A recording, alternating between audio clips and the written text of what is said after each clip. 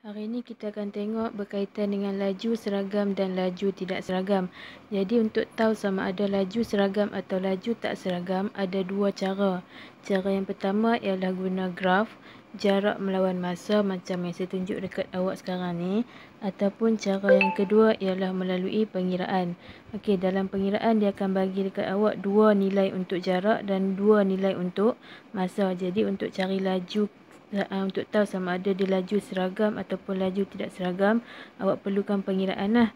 Okey, kita tengok dulu cara yang pertama, iaitu menggunakan graf jarak bahagi jarak melawan masa. Okey, awak tengok graf yang A ni. Graf yang A ada macam bengkok-bengkok sikit. Bengkok-bengkok sikit, sini bengkok, sini bengkok. Jadi bila ada bengkok-bengkok ni, ini kita akan ini mewakili laju tidak seragam. Okey, kalau straight macam ni, awak tengok yang B punya, graf yang B, line dia straight sahaja. Line dia straight sahaja, tak ada bengkok-bengkok. Jadi yang B tu ialah laju seragam. Itu beza dia. Laju tak seragam dia ada bengkok-bengkok, laju seragam dia lurus sahaja. Okey, itu kalau dia bagi graf jarak melawan masa. Yang kedua ialah apabila dia bagi nilai. Okey, kita tengok soalan A. Ada memandu sebuah bas sejauh 125 km dalam masa 2 jam yang pertama dan 240 km dalam masa 4 jam berikutnya. Okey, dia bagi dua nilai jarak dan dua nilai masa. Jadi kalau macam ni awak kena kira. Jadi kita buat pengiraan. Soalan A. Soalan A. Okey, 2 jam yang pertama. 2 jam yang pertama awak kelajuan yang pertama yang untuk 2 jam yang pertama tu lah. Jadi jarak dia ialah 125 km bahagi dengan 2 jam. Jadi awak akan dapat kelajuan dia ialah 62.5 km per jam. Itu untuk 2 jam yang pertama. Lepas tu dia bagi tahu pula untuk 4 jam berikutnya. Untuk 4 jam berikutnya jarak yang dilalui ialah 240. Jadi kita kira pula laju yang kedua. Kelajuan untuk 4 jam berikutnya ialah 240 bahagi dengan 4. Jadi bila tekan kalkulator awak akan dapat sama dengan 60 km sejam. Okey, jadi daripada kedua-dua nilai ni awak boleh tengok kelajuan dia tidak sama. Kelajuan dia lain-lain. Yang pertama kelajuan dia ialah 62.5 km per jam. Untuk kelajuan yang kedua ialah 60 km per jam.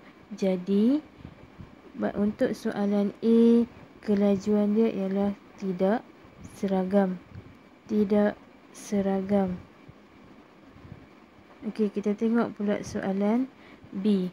Soalan B. Soalan B dia bagi Mary menunggang motosikal sejauh 35 km dalam masa 30 minit yang pertama dan 105 km dalam 1.5 jam berikutnya. Jadi sama juga macam tadi, kita kira kelajuan satu demi satu. Lepas tu kita bandingkan. Kita bandingkan kedua-dua kelajuan yang kita dapat. Okey, kita kira B untuk 30 minit yang pertama. Okey, laju bersamaan dengan jarak bahagi masa. Jarak dia ialah 35.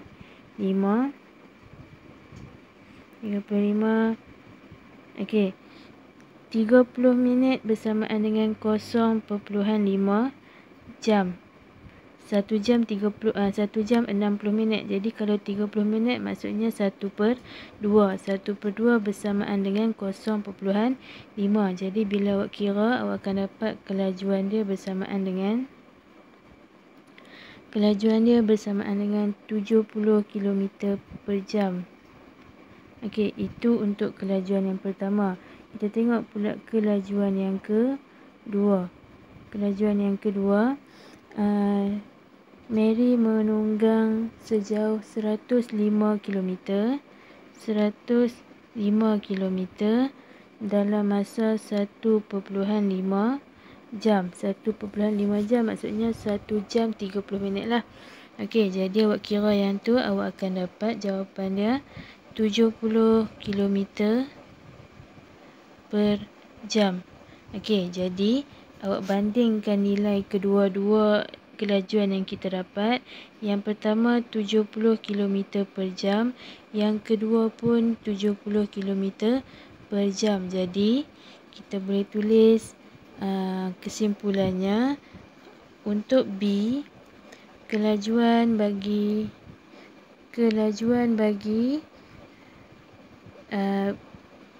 Mary ialah seragam.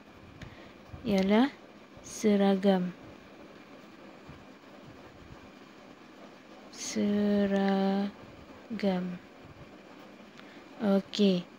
Jadi itu perbezaan antara kelajuan seragam dan kelajuan tidak seragam.